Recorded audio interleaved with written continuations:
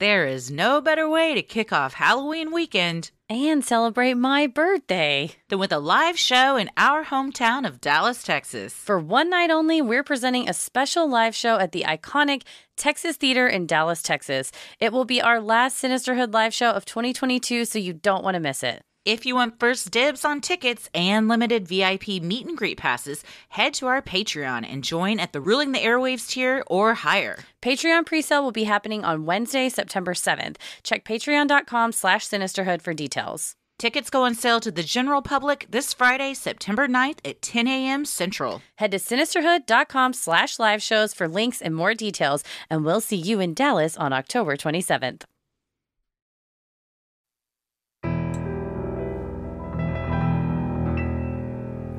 A bump in the night, your heart fills with dread.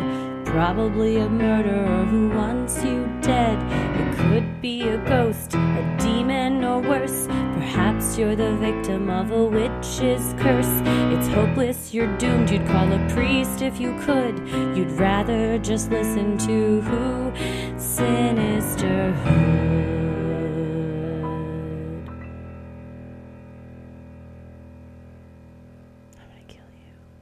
Well, happy Friday, everyone. We've made it through another week and ready to get our freak on. Like Missy Elliott once said. That's right. Get your freak on.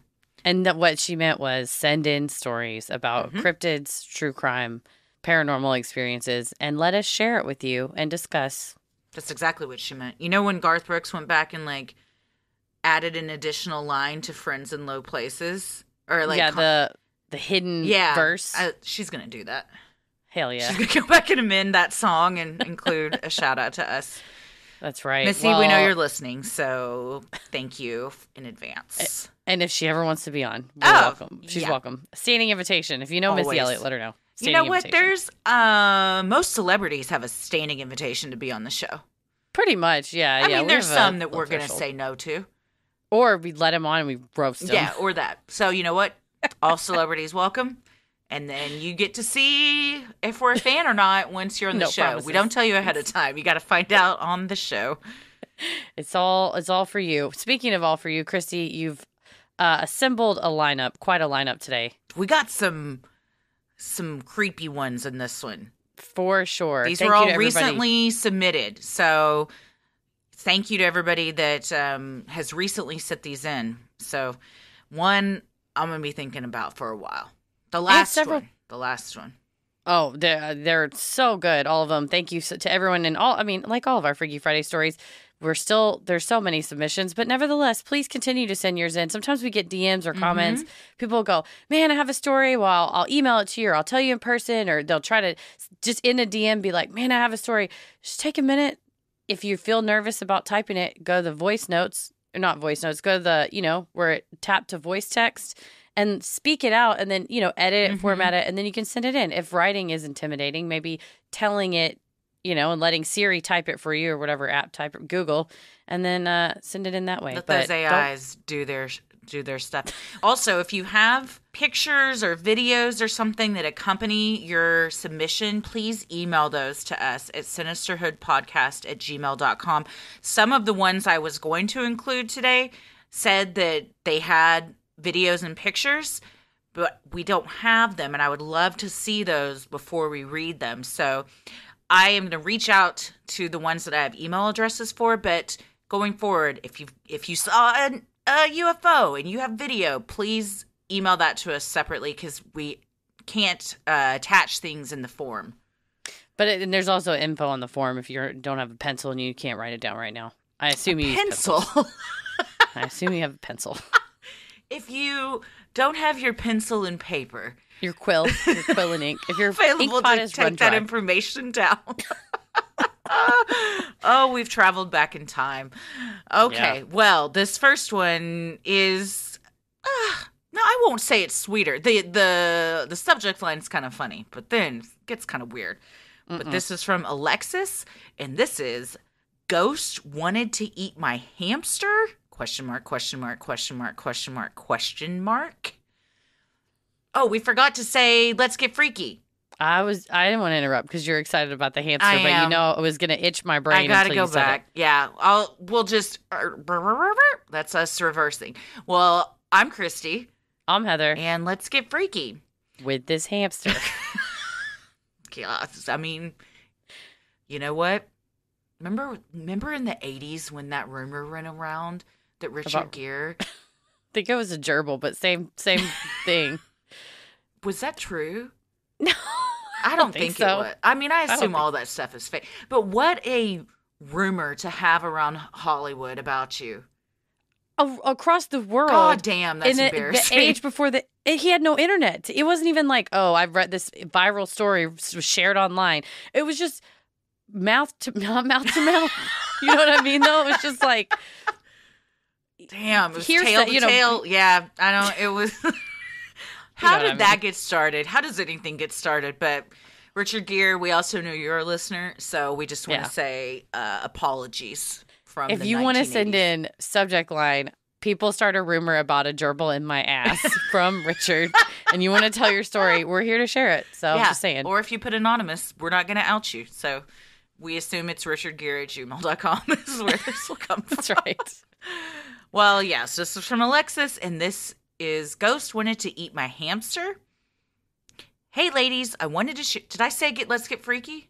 Yeah, I think so. Okay. Hey, ladies, I wanted to share my experience. I don't know if I did. Because I said with the hamster. Okay, you did. Yeah, okay. I was, and by the way, not a tiny hamster. I was thinking of the ones that drove those Kias around.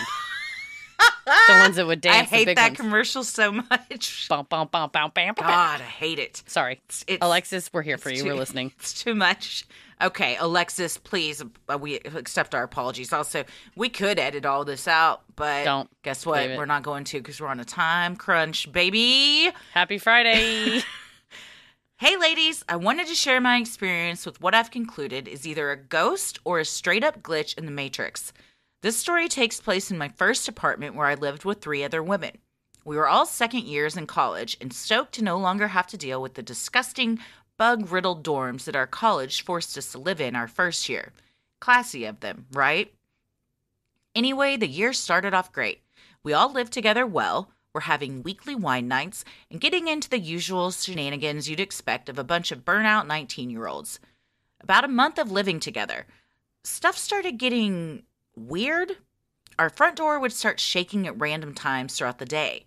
I'd hear tapping on my windows at night, and sometimes random objects would just straight up go missing. Some of it was food, pretty sure I know who was behind that, but other stuff was things I don't think anyone would actually want. Like the lid to my food processor, only the lid, the TV remote, and one of my roommate's shoes. I still came up with explanations for all of this. I was pretty sure one of my roommates was just fucking with the rest of us. These and other small annoyances kept happening throughout the year, so I started joking about how our apartment was haunted. Soon, we were crediting every minor inconvenience to the ghost. But there's this one thing that happened that I simply can't explain. Halfway through the year, we decided to get a hamster for the apartment. His name was Rocky, named after a local cider, not the movie, and he was the cutest little shit I've ever seen. Soon after we got him, I noticed a fork was sitting next to his cage. Weird. So I put it in the dishwasher. No biggie. It appeared again. I again put it in the dishwasher. The fork kept appearing. So I eventually stopped putting it in the dishwasher because I'm fucking lazy and didn't want to deal with it anymore. I asked one of my roommates if she knew why the fuck there was a fork next to his cage, and she said she thought that one of our other roommates was using it to sift around through all the bedding in Rocky's cage to find him when he was hiding. Made sense to me. Fast forward to the summer. All of my roommates moved out, but I stayed for a couple extra months to work in town because the lifeguarding jobs paid better there than in my hometown. After a couple of weeks, I noticed that the fork was still next to the hamster cage and moved it into the dishwasher. My roommates weren't there anymore, so there was no point in it being there. I went to go chill in my room and came out to the living room a few hours later to watch some TV and decided Rocky could use some playtime running around in his hamster ball. Y'all, the fork was sitting next to the fucking hamster cage. I literally froze in my tracks. I'm 110% certain that I put the fork away. And now it was back? What the fuck? I literally started crying and ran and locked myself in my room. I was too anxious to call anyone because all my friends would have given me shit for crying over a goddamn fork. And to be honest, I would have too if one of them called me about the same thing. The next morning, I came out of my room, and yep, I hadn't imagined it, the fork was still there. Part of me wanted to put it away and see if it would reappear like it had the previous night, but I ended up being too chicken and just left the fork there until I moved out. I guess the ghost wanted to eat my hamster or some shit, or maybe it was a glitch in the Matrix. Who knows? Anyway, hope that the mental image of a 19-year-old girl crying over a fork brought you guys some laughs. Let me know if you guys can think of an explanation, because I seriously can't think of one that makes sense, aside from the good old apartment ghost. Ooh, stuff being moved around when there's no other person, that is a chill up the spine. Because we talk about it implies that the ghost has hands or can pick things up and move them. Has enough energy to move actual objects. I hate the tapping on the window. Yeah. Ooh. Again, because it's like, that means it has fingernails or at least just, fingers. You know, you hear that and you look out and nothing's... Yeah, I hate everything about it. I could have explained all of this up until the roommates moved out of the apartment. The only thing I can think of, and she says she's 110% sure she moved it, was that maybe she hadn't. But I have no reason to not believe Alexis, so I'm gonna assume she knows what she's talking about. And to come back out and that's there, that's a Stephen King moment. You're just like, what the fuck? And don't feel bad that you locked yourself in your room and cried. I've cried in my room over much sillier things than this. If I knew Right? that I had moved something and then I came back out and it was in the exact same place, I would have left the house. I wouldn't have even gone to my room. I would have straight up moved out, grabbed Rocky, and left right then and there. Put him in his ball, jump in your car, drive home, like drive to your parents' house or something and be like, can we stay with y'all? Mm-hmm. It's not safe. They're trying to get him with the fork. God. Yeah. Yeah, it's scary. I'm glad that it wasn't in the cage. Next thing you come out, it's in the cage. Or worse. Yes. When you said Stephen King, I thought very horrific things, and I'm glad that never happened. Yes. And that Rocky was nice and safe, Sweet and Rocky. the fork didn't get him. Yes. And also, God bless and Godspeed if you're in college and have to live with roommates, because those were some of the worst days of my life. Oh, whoa. Yeah. I had some good ones. I had same. some bad ones. I don't talk to any of them anymore. I hope they're all doing great. Well, this next one is from Reese, and this is called Deadline. Hey, I am a longtime listener and love you both. You make me laugh and send chills down my spine with every episode. So here's my opportunity to return the spooky favor. This is my brush with true crime. It happened back when I was just about graduated from high school. I lived in Rochester, New York, and attended one of the better-known high schools in the state. However, its notoriety at the time of this story is much more sinister, not to sound corny. My best friend Alex, real name withheld, was the editor for the school literary magazine and worked with two siblings we often referred to as the Rideout Boys. One of them in particular was associated with the Lit Mag and worked closely with Alex prior to our senior year. So when he was a senior and we were juniors. One morning, Alex and I started hearing the breaking news that a body had been found chemically burned beyond recognition in a local park, almost too appropriately named the Devil's Bathtub. Police came upon the body that morning and noticed the chemicals poured across its face and hands, as well as that the body had been partially wrapped and dragged to the location in a tarp. As the officers are attempting to identify the body, a phone goes off. The officers quickly located the phone in the victim's pocket and were able to identify the body as that of Craig Rideout, the father of the two Rideout boys me and Alex had come into contact with the previous year. What was crazy was that the boys didn't seem upset about their father being murdered. They were a bit estranged from him, the full story being that their parents were going through a brutal and tumultuous separation, and their mother had continually told them horrible things about their dad that slowly turned them against him completely. Alex and I were shocked at the news.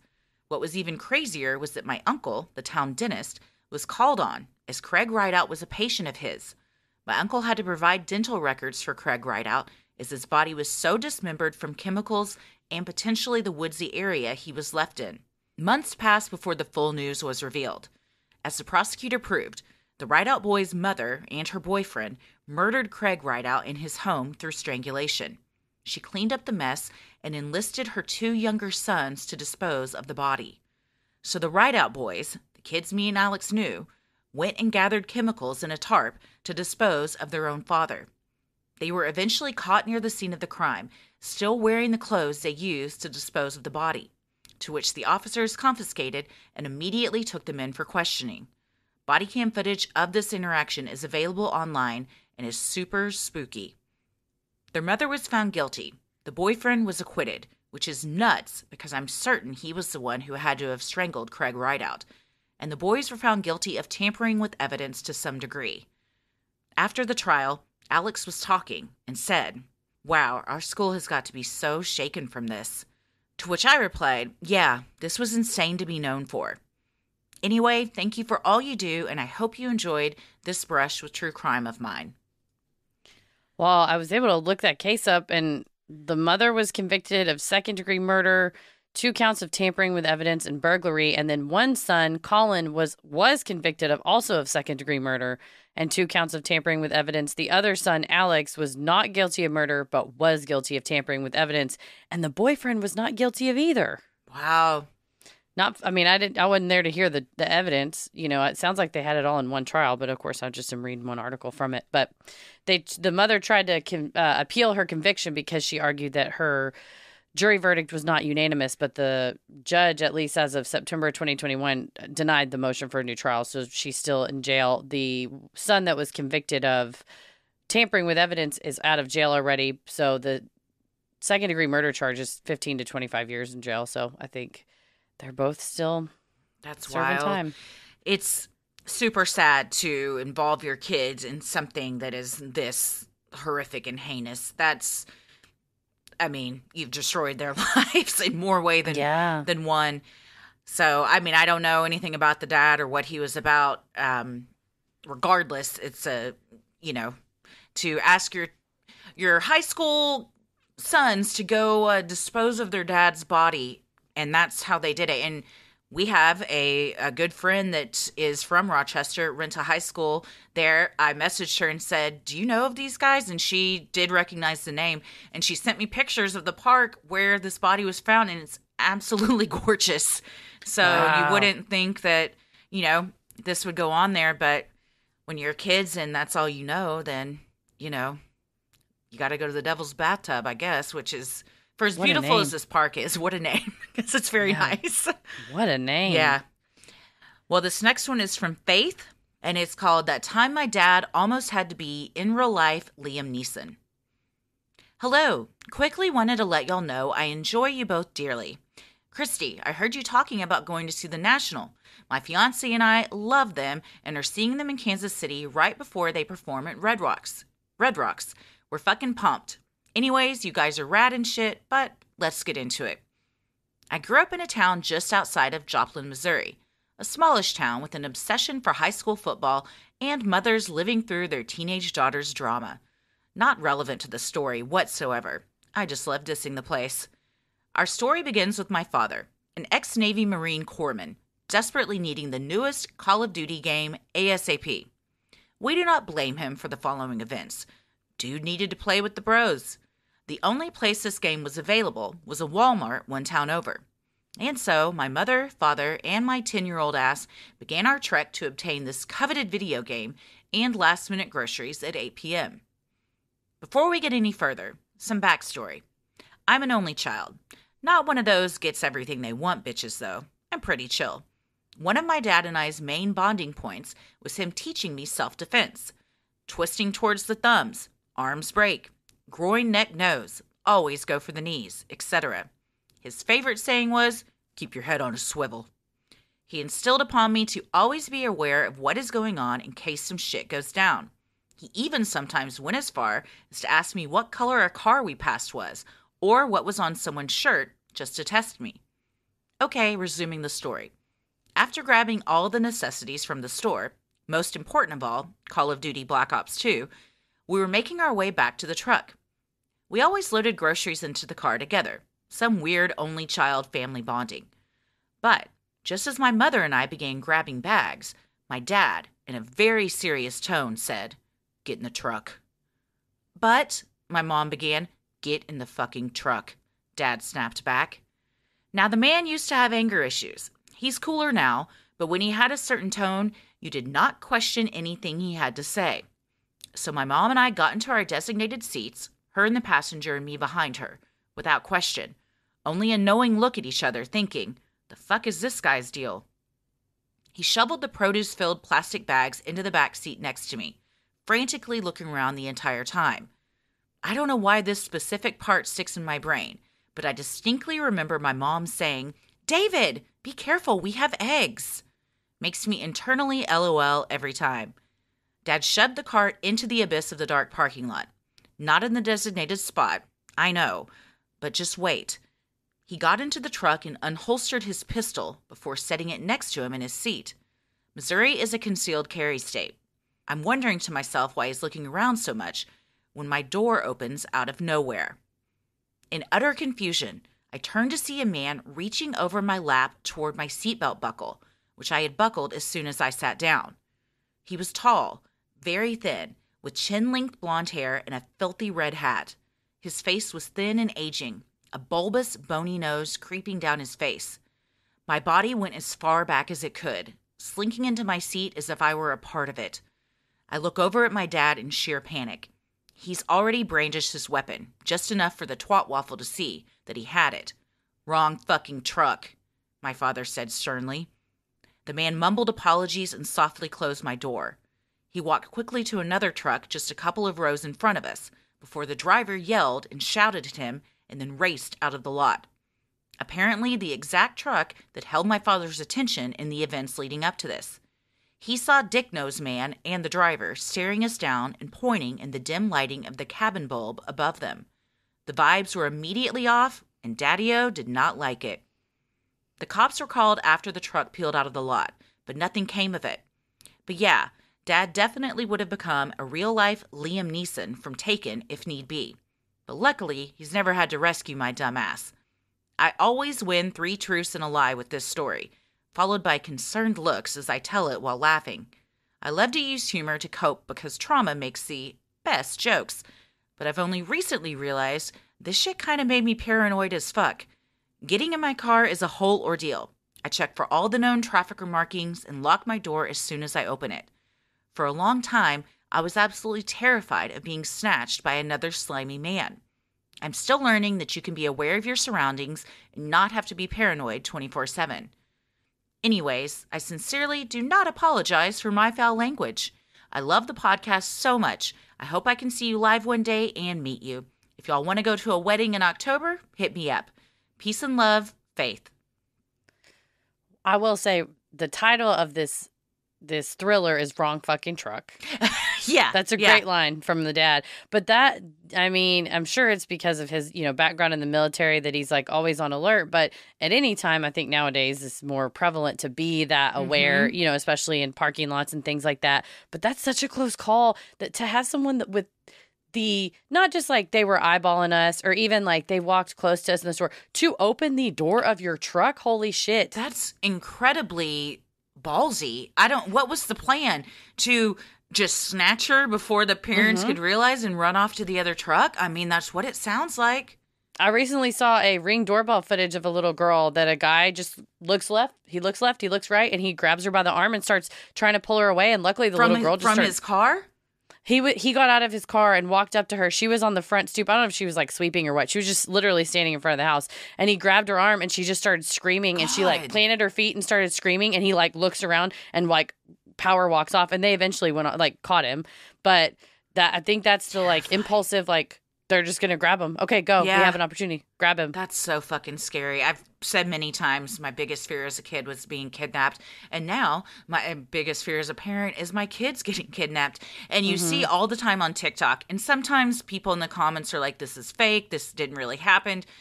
I don't know if it has or not. But lately, there is a lot of TikToks specifically about Walmarts where human trafficking and kidnapping is happening. And Wow. people either being approached in the store. And I saw one the other day where this girl was like, I was poisoned at 2:00 in the afternoon at a Walmart, and they tried to take me. This woman, she said she looked just like me. She didn't look creepy. Came up and was like, "Hey, do you want to smell this new perfume I'm selling?" And sprayed it on the woman's arm. And the woman said she took a sniff and immediately started to lose consciousness. It was kind of bizarre though, because she said she like stumbled away and was able to take a picture, which there was some things that didn't entirely make sense. But then there was another one of a girl saying she was leaving and there were trafficker markers on her car. You know, they say they put zip ties on your door handles because there's somebody watching you in the store, and then there's a team of people in the parking lot. And if they see a single woman or a single mom that's there by herself, or usually it's a mom with a kid or something, they'll mark the car. So then the people in the parking lot know when they get back to the car, take them. And another woman said it happened to her and she had her baby and she was like carrying her baby and she made the Walmart people walk her out to her car and call the police. So all this to say, stay vigilant, keep your head on a swivel, take a second to look around and know what's going on, because shit like this does happen and it's terrifying. Well, and also, yeah, I mean, they do say when you sit in the car to go ahead and lock it, just for whatever purposes, carjacking or whatever purposes.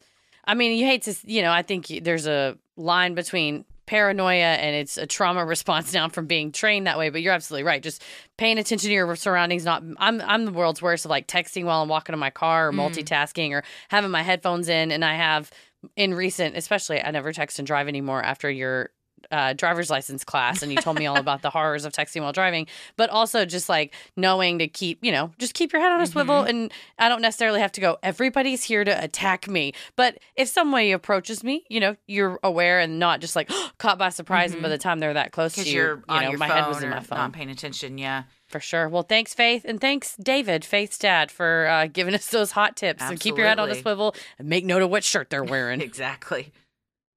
This next one is from Stacy, and shout out to Stacy. You sent this in previously in our, it was Freaky Friday episode number 8. You had informed us of this very fun, I can't say the word. Esthetician. You told us the story, and we said if you have any other stories, please send it to us. So this was back in April, and now you've sent us an update. So the subject line from Stacy is Extraterrestrial Facial Update. Hello, Heather and Christy. I wrote in a few months ago regarding an extraterrestrial facial experience. I went back this morning and have a bizarre update. I get a microneedling procedure that requires me to wait 5 to 10 minutes while a cream numbs my face. I was getting comfortable when the woman gets ready to begin the procedure. My esthetician, let's call her Shirley, not her real name, all of a sudden gets quiet and then starts tripping over her words. She asks, are you pregnant? I reply, not that I know of. She asks, have I ever told you the weird stuff about me? I was thinking about the alien conversation, but needed to know more about this pregnancy thing and stayed silent. Shirley then tells me that she is a psychic, and when she moved to the left side of my body, she heard from one of my guides that I could be pregnant. I have been feeling very queasy over the past 2 weeks and was about to go on a medication that I cannot use while pregnant. Yesterday, I literally had a conversation with my dermatologist about how I was not pregnant nor trying to conceive. Needless to say, I was freaking out inside. I told her more about what was going on and the new medication I was about to start. Shirley said that she isn't 100% certain, but there was a strong feeling that one of my guides or guardian angels was trying to tell her something. A few minutes go by, and she starts telling me stories about times when she has heard from the beyond. One time, she was giving a woman a pedicure. A voice kept telling her, "Tell my mom I didn't kill myself." She didn't want to say anything because it's a pretty awkward and upsetting thing to say out loud, but the voice wasn't going away. She told the woman that she seemed sad. The woman then says that her daughter recently died. Shirley told her, she wants to tell you that she didn't kill herself. The woman told her that her daughter's death was ruled a suicide, but she never believed it. Shirley told her that her daughter was telling her that her husband was the one that killed her. The woman froze and then told her that she always believed it was the husband. She left and never came back. I paid the woman and immediately left to go get a pregnancy test. I am not pregnant. I'm feeling relieved as a new baby was not in my plans, but I am shook. I think I'll have a deeper conversation about this new medication with my dermatologist, just in case. I just had to give you all an update. Thank you so much for bringing me joy every Wednesday and Friday. Keep it creepy. Well, first of all, I just have to laugh at extraterrestrial facial because that sounds like a very niche porn that certain people would be into. But in fact, it was just a regular old facial. They're like, the aliens abducted you. Did they probe you? No, I got a facial. An extraterrestrial which is facial. worse? I don't know. I don't know what is worse. I wonder, however, if you are psychic and you touch people, if that, giving someone a pedicure is kind of intimate, you're touching their feet, if that gives you some kind of an energy link to them, or you're touching their faces, or something like that. If you were normally like, sometimes I get messages or whatever, but being that close to people and that close to their energy, I wonder if you already had a predilection for that, if touching them would then give you a more insight into them, and like maybe the spirits around them are like, oh, you're nearby them and you're a conduit. Maybe I can use you to pass this message on. Is it inappropriate? What, just to get the message? I think you can't help that. No, you're not going to see a psychic. So Correct. If you're just trying to get a pedicure and all of a sudden the woman doing your pedicure is like, your daughter's here, she wanted me to tell you she didn't kill herself, that's a lot. I was going to say, I guess that's why she kind of said, oh, you seem kind of sad. And if she opens the door, I would say there should be more space between my daughter recently died and she wants you to know. Yeah. Maybe go, oh, really? Well, how are you dealing with that? It must be really difficult. And then if she goes, well, it's really stressful because, I think that it wasn't what they said it was. And then, I would say let the person open the door. Although I have a friend and I will encourage her to write into Freaky Friday, but she has a very non-related to anything psychic, woo-woo, any kind of a job. And I say woo-woo as a person who believes in it, but a very straight-laced corporate job, and had a client in her office who said, by the way, I'm a psychic and there is spirits around you, and then like described them and sent messages and things like that. So it happens. It does happen. I think that these two things kind of make me prickle because you're talking about pregnancy and suicide. So those, if you haven't intimate things, and you're going to get you're microneedling. What if you've been trying to conceive and you've been having problems? You never know what somebody's going through, so like to bring that up when you haven't asked for it, I think is a little, maybe not, especially like you're paying for a service to like relax and have this done. Like, I'm not trying to talk about like my personal stuff. I don't know. I think surely you might, if you want to do readings and stuff, maybe you do that. You got a side gig, or you say, hey, I feel like I have psychic powers. Something is here FYI. Talking to me. Would you like to hear what they have to say? Instead of just springing it on them, because maybe they don't. I think that's a really good way to put it, is saying this is an option available to you. And I'm not going to charge you extra. It's not an add-on. It's not essential oils. Open to it. Not, I know you're here for microneedling, but would you like me to rock the foundation of your soul right now? Yeah. No, this esthetician seems a little wacky, if I may. Yeah. Not because she's a psychic. I think you can be a psychic and not be wacky, and you can be wacky and not be a psychic. She just happens to be both. And I'm a bit surprised she's still working there, unless she also owns the place, because I imagine she does this with all of her clients, and then at some point somebody has to have complained, I would think. But or it gets in the Google reviews of like, well, not only did I get a beautiful microdermabrasion, but also I got a message from my grandmother from beyond the grave that the family treasure was hidden under the bench seat in her old house. You know what? If that's the message you're giving me, I'm all for it. I would love to send me to some hidden money, please. Well, please, Stacey, if you go and see her again, you have to at this point. We need more content. Yeah, we got to hear. Yeah, and if this is in our area, just drop us an email and let us know where we won't put it on blast, but I will schedule an appointment. I would absolutely go to her. Thank you very much for sharing that update with us. This next one is from Elizabeth Ryan, and the subject line is, I grew up in the world's most boring haunted house.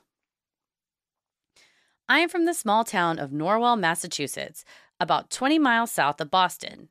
Though the Native American Wampanoag tribe occupied the land before the Europeans came barging in, shipbuilders plied their trade on the nearby river and began building homes in the 1700s. Our high school mascot was a clipper ship. One such boat captain built the house I grew up in and where my parents still live in 1759. It is, of course, haunted. The story goes that the captain had some terrible injury or disease that required the amputation of his leg, which took place in our now dining room. He may or may not have survived, that's not entirely clear. What is clear is that his ghost, we always just called him Albert, still occupies the house. But he's the world's most boring ghost. He would just do very benign, boring things when my brother and I were kids. Flush the toilets randomly, latch shut doors that had been open, and, most commonly, stomp around in our parents' room above the dining room so we could hear his every step. He must have had both legs in the afterlife. He never scared us, and we never saw him. It was like he would just do something every once in a while to remind us that he was there. Whenever the house did something weird, we attributed it to Albert, fairly or not. The closest he came to actually manifesting was a few years ago when my mom left her iPhone in the kitchen and came back a while later to find that the voice-to-text feature had been activated. There was a draft message that said, "That great, but that you buy or we're back on the first floor with Dr. John, performed operation. Guess it really hurt. Growls. Right here behind me. Women shouldn't heard crying." She thinks that she might have left the TV on, but we all know it was actually Albert playing with the new technology.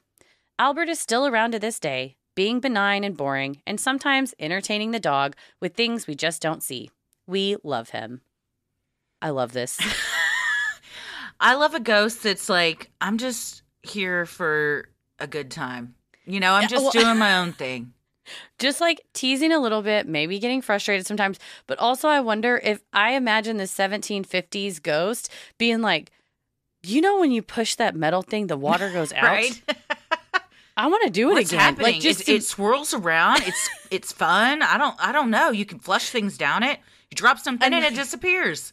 And like the way back in my day, we had a little hook and a latch. Now you twist this thing, closes the door. Listen to it. Click, click, click, click. And Albert's just like, what? Wait a minute. What is this thing? Or Andy's like, I got both my legs now. That's and right. he's just like, I'm going to make the most of this, dancing around. He's just tap dancing, river dancing. And when he finds an iPhone, he pushes the microphone button, is like looking around. Well, nobody's around. Fuck it. And he starts trying to talk. But since he's a ghost, they only get every other word. I love that. I love that Albert is there and that you all have just embraced him. And you're like, all right, he's here. Albert is a much better ghost than the hamster ghost because the hamster ghost was doing things that were just enough annoying to like ruin your day. Like, where's the fucking lid to my food processor? I can't use this without a lid. Or you're running late and you only have one shoe and you can't find the other one. That stuff, no, thank you. That's a troll ghost. I hate that, where they're like, that's the evilest ass kind of ghost. Yeah. Not even the demons that come and, you know, because you fight those, holy water, whatever. But the one that's just like, bet you can't find your keys. Yeah. I'm like, you're like, you son of a bitch. Yeah. That's the kind of stuff that like changes your whole day for sure. But I like a fresh bowl. So if Albert wants to come and flush all my toilet so that I don't go in and see remnants or anything, I'm into that. I'm here for it. Yeah. Throw one of those little blue things in there that makes it all clean for him every now and then. We love it. I also forgot to say on the one where they're going to the National Faith, Heather is now also going, and I'm very stoked. She's coming. We leave on Sunday. I'm so excited. I got my Crocораdos, my Colorado themed Crocs. I will post photos. I'm very excited. I can't wait to be in the land of Denver. Well, thank you, Elizabeth, for writing in about Albert, and please send him our regards. And this last one, spine tingling. Yeah. This is the one I'll be thinking about for a while. It makes me like, whoa. Yeah. And we're about to go stay in a hotel. That's so true. Awesome. Yeah. Awesome. Well, this one is from Kitty. And the subject line is, "Not all guests are welcome." Hey, ladies, love the podcast, love the two of you, but let's get into it, shall we? I have worked for 5 years at an independent, non-chain motel as a housekeeper. We're super popular, #1 on TripAdvisor for our city, and always busy. So one day, I'm given my list of rooms to complete. I'm working on the 4th highest floor, and I head into a vacant room to clean. The room next door was going to be staying another night, and an older man, probably late 50s, early 60s, tells me he's headed downstairs for breakfast, so he's fine if I take care of his room now. There was nothing that struck me as odd about the guy. Relatively short, balding, pretty thin, so I head over to take care of his room. I prop open the door, and the first thing I notice is about 20 pill bottles lined up neatly on one bed. All of them are of just 2 prescriptions, one for cholesterol, one for diabetes. A little weird, but whatever. I go to make his bed, and I realize he has food staining the sheets and blanket. I strip the bed and close the door so I can go get clean linens. We never leave an open door unattended. I get what I need, go back, and open up his room again. As I'm looking for a clear spot to set down the clean bedding, I notice a note sitting on the TV armoire. No big deal, until I notice the word "kill" scrawled on it. I set the linens down and look at it more closely. It says, "You don't have to forgive her. You just can't kill her. You are here to take money and drugs from you. Get over having to kill her, and you can safely leave."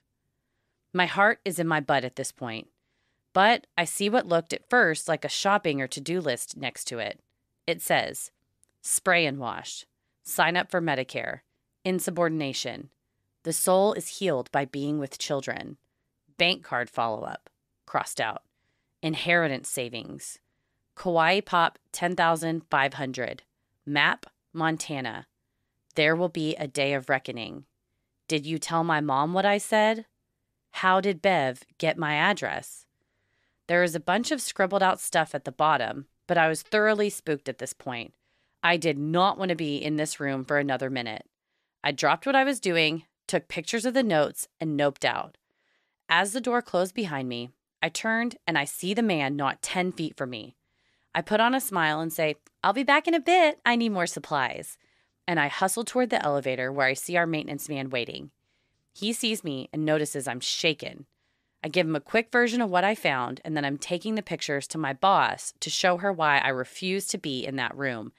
This guy just does not feel safe. Well, my boss and our GM looked at the notes and agreed with me that even if the man is mentally unwell and these are just his ramblings, he talked about children, and we have to keep all guests and staff safe. So, in the end, he was asked to leave, and he was fully blacklisted from the hotel. Maybe he was planning to kill someone from his room? Maybe he had? Who is Bev? I don't know, but I hope she's safe. But trust your instincts. They're probably right. I still have the pictures of these notes if you want to see them. Yeah. Absolutely, I do. Sinisterhood podcast at gmail.com. Please send that in. Oof. So much of this is so creepy. And I was thinking as you were reading this, we could do probably many episodes of shit people have seen that work at hotels. Mm-hmm. If you work at a hotel, have worked at a hotel, and you've got Freaky Friday stories, send them in. Because did you ever see 4 Rooms with Tim Roth? Great movie. Oh, Quentin man, Tarantino. a long time ago. Yeah. But, like, crazy shit goes on in hotels. Paris just watched the end of that the other day. He was the night auditor at a hotel when he was in college, and he probably has some stories. I'll tell him to write them in. Oh, yeah, he should. Yeah, a lot of wild stuff happens at hotels. Mm-hmm. So let's break it down. You don't have to forgive her. You just can't kill her. You are here to take money and drugs from you. Get over having to kill her, and you can safely leave. It sounds to me like he's having a mental episode of some sort, and maybe this is hallucination or something, talking to voices in his head, or he hears voices or something like that. It's none of it sounds like he was doing okay. Yeah, struggling somehow for sure. And you're like, well, I wonder whose name was on the pill bottles. Is it somebody was trying to poison or his own pills and he should have been taking them and hadn't taken them, or who knows. But that is, I think, doing the absolute right thing of like, oh, I'll just be right back. Like, no worries. Yeah, like, not like, what the fuck was that list, man? No. You just got to be like, see you later, Bye. BRB. It's very strange that you would allow the housekeeper in knowing that you got all this shit just laying around. Right? I think that collection of items and notes is a little bit of a do not disturb on the doorknob kind of a thing. I would think, but if he's not in his right state of mind, perhaps he's not even, True. aware of it or thinking about that. But let's break down what looks like a shopping or a to-do list. And the way it was sent in, Kitty, it is like a list. Like it's like one on top of the other, like if they were bullet points. Spray and wash. Well, that's what I use to get stains out of my kids' laundry. Right? That's the tough stain, like resolve type of stuff, right? Sign up for Medicare. Why would you want to be doing that? Either it was time you had medical issues and you needed coverage. Hopefully, I mean, because you can't really get money out of, like, if you kill someone, you couldn't, like, get money out of Medicare. So maybe they needed to sign up for Medicare sooner so they could get treatment for whatever they're going through. Insubordination could pertain to the workplace or a relationship if you perceived them as being beneath you. Yeah, if somebody argued with you or something. Now, the soul is healed by being with children is very alarming. At first blush, I thought perhaps he's speaking of his own children, not that makes it any less creepy, and he thinks by being with them. But he doesn't say with my children, it's just with children. And being with, I think, is up to interpretation. If you see, like, I see memes, I'm friends with my friends' parents, and it'll be like, grandchildren are the flowers of your soul, and being the smile of a child will heal your heart. But in the context here, that's that's off-putting. Bank card follow-up that she said was crossed out.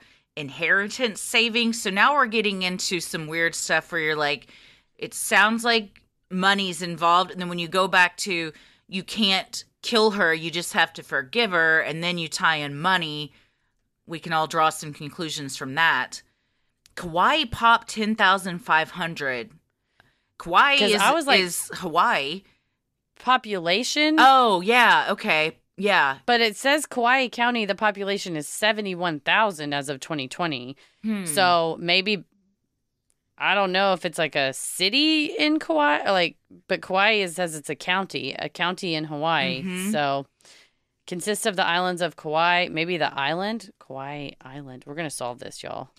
Yeah. Nope, so, I mean, this is all speculation, but say he's planning on killing someone, or maybe just like going off the grid and trying to go into hiding, and he's looking into Kauai or Montana because he's trying to map Montana. Yeah, that's another place to escape to. There will be a day of reckoning. Sounds very doomsday-ish. We don't love that. No, cultish, or just that somebody's going to pay for what they've done. Revenge, some type of revenge, yeah. And then the last two, especially this one, did you tell my mom what I said, is almost as if he's speaking to someone. Or you're showing a note to somebody. Like if you're talking on the phone and somebody's in the room with you and you need to like write them a question, you show it to them like, did you tell, And how did Bev get my address? We don't know who Bev is. Is he asking that to himself? Just wondering out loud? Is this again to someone else or somebody, a voice or something? It's very eerie. Definitely. Especially when you can't put the pieces together. And maybe there's a perfectly rational explanation. Even so, this is disturbing content. Yeah, even if there's some of this. If there will be a day of reckoning and the soul is healed by being with children when in there, maybe. But the rest, those two are huge red flags, especially when you look at the whole picture. And you don't have to forgive her. You just can't kill her. Yeah, the word kill. Yeah. Get over having to kill her and you can safely leave. This all sounds, and then you include references to bank, inheritance, money, so children. motive, and then spray and wash, cover up, and then also the population of Kauai or maps of Montana, the escape routes. So when you start to piece it all together, maybe there's a rational explanation, but boy, it sounds rough. It sure sounds rough. I think the hotel did the right thing. I probably would have taken it a step further and also called the cops. Maybe they did. Kitty didn't mention that. Because who knows, I mean, at least because then maybe if something does happen, they're like, oh shit, this sounds like that guy that the hotel called us about. Yeah, he was at that hotel at this date and this time. And like you said, I don't know who Bev is. Hope Bev is safe. I hope. But you got to, if somebody's mentioning harm and also children, even if it's not right by each other, you still just got to be on the safe side. And because if he were to attack somebody in the hotel, the hotel has no responsibility or third-party criminal acts unless they're aware of the possibility. And so it's like you've now put the employee has put her superiors on notice and said, hey, this guy wrote a bunch of stuff about kids, killing, spray and wash. And then if he commits a crime in the hotel, you were aware of it and you didn't put a stop to it. The other guest's safety is at risk. Yeah. You got to bounce them. Yeah, good job, Kitty. And Kitty, we would love a follow-up with those pictures of the notes, but also I'd love to hear how y'all told him he had to leave. Yeah, and what his reaction was. Said. Yeah. Because that would be, I mean, I'm assuming nothing wild happened or she would have included it, but I'd still like to know how that was handled. Definitely not. That's one of those where it's like, you tell him. No, you tell him. You're You're manager, right? and you're like, I think that's the safety in numbers thing, and you do it in like the lobby, so there's witnesses, and you're out of his room and stuff. Yeah. Well, thank you all for these. These were some ones that'll stick with us for a while, so thank you so much for sending them in. If you have one you would like to send in, an odd but true story, maybe you've encountered Bigfoot, you've seen a UFO, you had a brush with true crime, or you felt the presence of an otherworldly being, send them in at sinisterhood.com/Freaky Friday. We love providing Sinisterhood to you at no cost, so if you like what you hear, consider supporting the show by donating to our Patreon. We're a small operation, creating the show for you by researching, writing, recording, and producing it ourselves. Any amount is sincerely appreciated and helps offset the cost of making and hosting the show. As a thank you, you'll also get some sweet perks like ad-free episodes, a Sinisterhood sticker, membership to our exclusive Patreon Facebook group for those in the Rolling the Airwaves and Getting Into It tiers, a special shout-out on the show, a monthly bonus mini-sode. This last month was the TikTok conspiracy of Bebop and BB, and coming up this month, we have a digital cryptid we're going to cover. It's pretty disturbing. It is. You also get Patreon-exclusive video and audio content, including Am I the Asshole, Relationship Advice, Judge Christie, Dear Sinister, True Crime Headlines, and so much more. And this week we have a video of Christie reviewing Bloody Marys across the U.S. So good. I watched it last excited. night. I haven't seen the one where you put some new things in. I'm going to watch that after this. But it's so good. Y'all will hope. I said this is our pilot for our Travel Channel show where we go around the country and eat and drink things. I feel like our pilot is the Randonautica video. That's true. I think we can have two shows. Guy Fieri has grocery games and Diners Triple D, so we can do both. We could do so many. You also have the fun perk of access to our Discord server, where you can connect with other fans in real time and discuss the latest in true crime, share personal ghost stories, or just post adorable pictures of your pets. We hop on occasionally, and we host monthly Q&As on Crowdcast, where you can ask us all your burning questions. For patrons not in the U.S., you have the option to pay in pounds or euros, saving you the cost of the conversion fee. Annual memberships for all tiers are also now available. Those that select this option will be rewarded with a free month of membership. For more details on all of this and specific member tiers, visit Sinisterhood.com and click Patreon on the top banner. So many of you have been tagging us in pictures of you sporting your sweet Sinisterhood merch. Keep those pictures coming. And if you want to get some cool Sinisterhood swag, like t-shirts, mugs, totes, and even clothes for your kiddos, visit Sinisterhood.com, click on shop on the top banner. The best thing you can do to help us grow is like, review, and follow on Apple Podcasts, Spotify, or wherever you listen to your podcast. And please tell a friend who you think would like us to check us out. You can also share any episode by clicking the three dots in the top right corner and share topic-based playlists from Spotify by visiting Sinisterhood.com/playlist. All of this means so much to us and really helps podcasts like us get more exposure. You can follow us on Instagram and Twitter at SinisterhoodPod, like us on Facebook at Sinisterhood, and find us on YouTube and TikTok at Sinisterhood Podcast. Christy, where are you on the computer? I'm on Twitter and TikTok at Christy or GTFO and Instagram at Christy M. Wallace. Heather? You can find all my hot tweets at MCK versus the world, and my recorder skills are available on my TikTok and Instagram at Heather versus the world. As always, the devil rules the airwaves. Keep it creepy.